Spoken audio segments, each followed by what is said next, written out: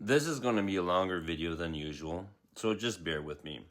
And it's my political analysis on the BC and Mark Carney federal government purchase of condos from private corporations in BC and the affordability of food in Canada. Now, I don't claim to know what's going on in Mark Carney's head, but I also don't agree with the narrative opposition parties are pushing that this is nothing but a billionaire bailout and that Mark Carney's doing nothing about affordability. I'm looking at what his government is doing and comparing it to the book that he wrote, Values, Building a Better Future for All. And I'm asking myself, is there a bigger strategy here? One of the ideas that stood out to me in his book is that we've confused price with value. In simple terms, just because the market puts a price on something doesn't mean it's producing the best outcome for society. Kind of like when you're buying the name of a product, when you're paying exorbitant amounts of money just because they're a name brand. Or kind of like when you're buying a product just because it's expensive doesn't necessarily mean it's the best. Markets are incredibly powerful, and I followed markets all my life, so I have a pretty good idea of what they can do. But they need trust, competition, resilience, and the right kind of framework if they're going to serve the people instead of the other way around. And you can see that right in the United States. Now, let's look at the facts. The federal government announced a partnership with British Columbia to convert more than 2,200 completed vacant condos into affordable housing. The official goal stated that it's there, the homes are there, and so it'll be faster to convert them and house people immediately because they're already built. Now, this is where my analysis begins. A lot of people immediately said that this was a developer bailout, that it was a bailout for Mark Carney's billionaire friends. And that's a fair concern. If the government pays crazy, ridiculous prices for these condos that nobody can afford, then yeah, the concern might be valid. Then taxpayers would simply be rescuing developers. But if the government negotiates fair prices and converts those homes into long-term affordable housing and keeps them affordable, then taxpayers aren't just spending money. They're creating a public asset that helps Canadians in the long run. And that's why I'm saying the framework matters in this particular case. Keep an eye on that framework. See if it goes the way I think it's going to go. The public has to receive lasting value in order for this not to be a bailout. Now, let's look at groceries. Now, I've noticed something interesting.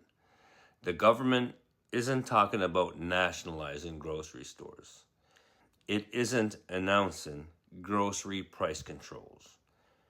And it's not breaking up monopolies, which we all know needs to happen. Instead, the Competition Bureau is investigating whether restrictive property agreements have prevented grocery competitors from opening nearby major grocery chains like Loblaws, Sobeys, and Metro. Now think about it. Imagine one gas station signs a legal agreement that they're the only ones that can operate and open in a surrounding area. Better yet, take Cape Breton Island. And let's say there's an agreement that says only this one gas station can own and operate and open in Cape Breton Island. Would that reduce competition? Hell yeah. Would customers have fewer choices? Hell yeah. That's the type of issue competition authorities are examining right now in the grocery sector. And if those barriers are removed, new competitors will be able to enter those markets. The government would not force lowering prices. It would have create the conditions where competition can do that job. Again, framework matters. Now add another piece, food sovereignty. Canada is investing more in domestic food production and processing. That's not just about today's grocery bill. That's about resilience. That's about supply chain disruption. If there's trade disputes, or if there's another global crisis, a country that can feed itself is a country that is better prepared. Now, here's where I think the political strategy really gets interesting. You see, in politics, you're kind of always stuck. You can't do something without upsetting somebody else. And there's an old saying, you can walk and chew gum at the same time. Often in politics, you have to pick a side. Either you're for the business or you're for working regular people. But what if you can do both at the same time? What if you can strengthen the economy while strengthening the middle class? What if you can encourage private investment while making sure the public benefits too? Housing, competition, food security. These are all different issues. Yet, I believe they all point towards the same governing philosophy.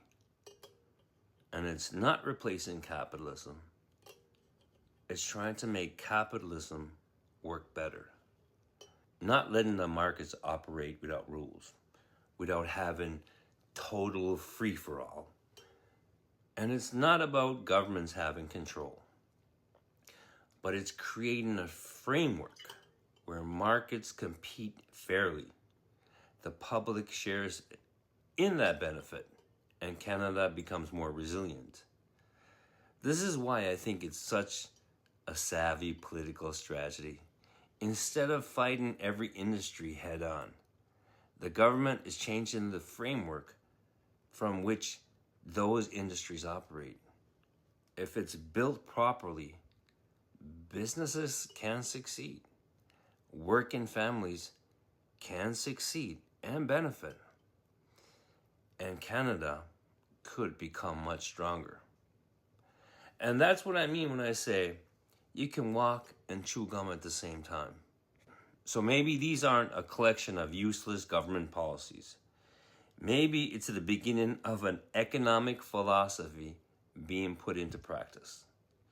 Mark Carney argued that markets are powerful, but they should serve society, not the other way around. And if these housing policies create lasting, affordable homes, if competition in the grocery sector genuinely increases, if food sovereignty strengthens Canada's resilience, then maybe we aren't just watching campaign promises. Maybe we're watching the ideas from his book being tested in the real world. Now, that doesn't mean they'll succeed. And that doesn't mean every policy will work as intended. But if they do, then perhaps the real story isn't that Mark Carney is trying to replace capitalism or boost capitalism.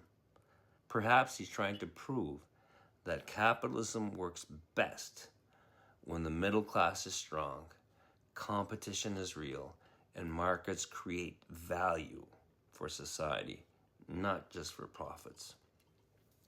Because in late stage capitalism, where there's no competition, innovation stalls, technology stalls, and the global competitive hegemonic advantage that you have is gone. And we've witnessed that in the United States. Then this isn't just about politics. It's an economic philosophy stepping off the pages of a book and into government. And if I'm reading the chessboard correctly, that's a very political savvy move. And only time will tell if I'm reading the cards right. But I usually am. You stay deadly.